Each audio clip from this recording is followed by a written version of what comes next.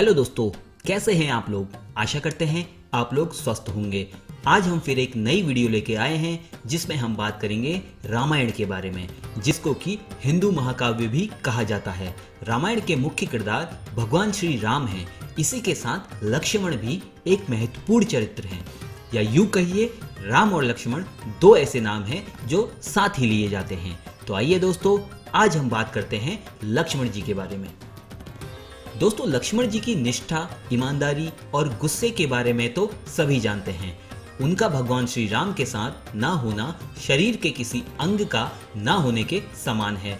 उसी प्रकार उनके बिना रामायण का युद्ध जीतना भी असंभव था। वो महान गुण वाले महान चरित्र के स्वामी थे, लेकिन फिर भी उनकी कम ही बातें हम लोग जानते हैं। दोस्तों, लक्ष्मण जी को गुनाकेश भी कहा जाता है। श्री राम के साथ वनवास के दौरान लक्ष्मण जी ने 14 साल जागने का निर्णय किया। उन्होंने नींद की देवी निद्रा से अनुरोध किया कि उन्हें 14 साल तक नींद न दे, ताकि वो जागकर भगवान श्री राम और माता सीता की रक्षा कर सकें। निद्रा देवी उनके समर्पण से बहुत प्रभावित हुई और उन्हें 14 वर्ष नींद न आने का वरदान दिया। दोस्तों, इसी कारण से लक्ष्मण जी को गुनाकेश भी कहा जाता है। इसी कारण लक्ष्मण जी मेघनाद को मार पाए, क्योंकि मेघनाद को वरदान प्राप्त था कि वो केवल एक गुनाकेश द्वारा ही मारा जा सकेगा। दोस्तों, क्या आप ये बात जानते हैं कि लक्ष्मण जी के स्थान पर 14 वर्षों तक उनकी जगह उनकी पत्नी उर्मिला सोती रही थी। बहुत से लोग ये जानते हैं कि लक्ष्मण जी की एक ही पत्नी थी, परंतु दोस्तों सच ये है कि लक्ष्मण जी की 3 पत्नियां थी। उनकी पहली पत्नी थी उर्मिला। कहा जाता है कि उर्मिला माता सीता की छोटी बहन थी। लक्ष्मण जी की दूसरी पत्नी का नाम था जीत पद्मा और उनकी तीसरी पत्नी का नाम था वर्णमाला। भगवान श्री राम से लक्ष्मण को कभी अलग नहीं किया जा सकता। श्री राम ने वनवास पर जाते समय माता सीता को समझाने की कोशिश करी कि माता सीता अगर चाहें तो अयोध्या में ही रह सकती हैं, उनका वनवास पर जाना आवश्यक नहीं है। पर दोस्तों, दूसरी तरफ श्री राम ने लक्ष्मण जी से इस बारे में कोई चर्चा तक नहीं की, क्योंकि वो जानते थे कि चाहे कुछ भी हो जाए, लक्ष्मण भगवान श्री राम के साथ वनवास पर ही रहेंगे। दोस्तों, क्या आप ये बात जानते हैं कि लक्ष्मण जी भगवान श्री राम से कभी अलग क्यों नहीं होते थे?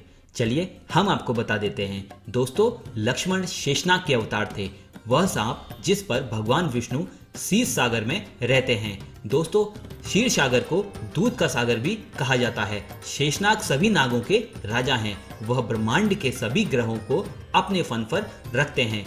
शेषनाग और भगवान विष्णु अविभाज्य भाई हैं। इसीलिए दोस्तों, जब भगवान विष्णु श्री राम के अवतार के रूप में धरती पर आए, तब शेषनाग उनके साथ लक्ष्मण के रूप में धरती पर आए, और जब भगवान विष्णु श्री कृष्ण के रूप में धरती पर आए थे, तब शेषनाग उनके बड़े भाई बलराम के रूप में धरती पर अवतरित हुए थे। दोस्तों, लक्ष्मण जी से जुड़ा एक महत्वपूर्ण किस्सा लक्ष्मण रेखा है। आप में से बहुत लोग इसके बारे में पहले से ही जानते होंगे। ये रामायण का एक प्रसिद्ध प्रसंग में से एक है। यहीं से भगवान श्री राम और लक्ष्मण के जीवन में बदलाव आता है। रामायण के अनुसार वनवास के समय माता सीता के आग्रह पर भगवान श्री राम मायावी मृग के आखेट हेतु उसके पीछे चले जाते हैं। थोड़ी देर बाद सहायता के लिए भगवान श्री राम की पुकार सुनाई देती है।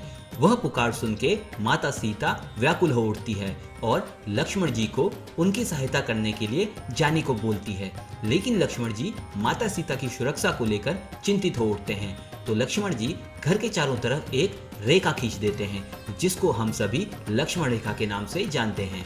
दोस्तों, पूरे ब्रह्मांड में कोई भी व्यक्ति ऐसा नहीं था जो उस रेखा को लांघ सकता था। दोस्तों, आपने लखनऊ शहर के बारे में तो जरूर सुना होगा।